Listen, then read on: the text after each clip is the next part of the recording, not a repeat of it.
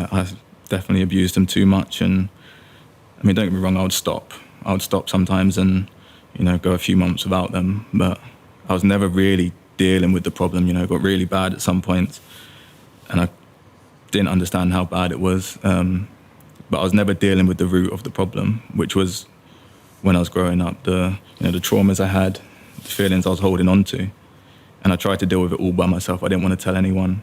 You know, it makes me sad. They would take me to rooms, cry, and ask me to just speak to them, tell them what I'm thinking, how I'm feeling, and I just couldn't do it because I wanted to deal with it by myself.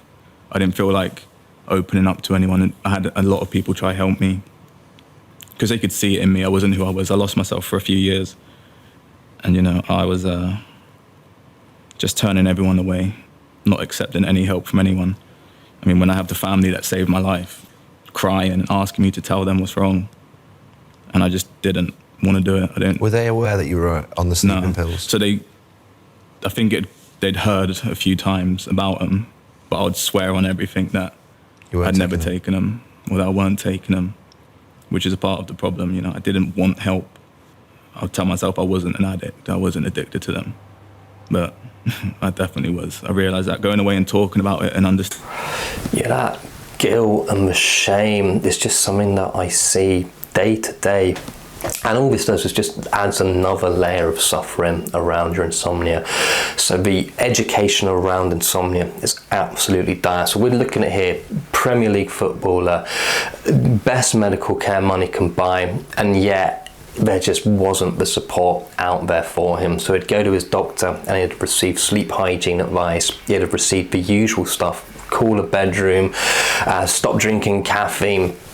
And then when it didn't work, because it never does work, because it doesn't get to the root cause of what insomnia is, he'd have been offered sleeping tablets. These would have offered him an escape from the night, an escape from the bedroom, which when you've got insomnia is this horrible, dark place where it just causes so much anxiety, stress and worry just even lying in bed, and it would have given him an escape from that. And so of course, if someone offers you that, you're just going to grab that with both hands. So what I would say to you, if you're taking sleeping tablets yourself, please, no guilt, no shame, like we saw there, attached to taking them, because it really isn't helpful.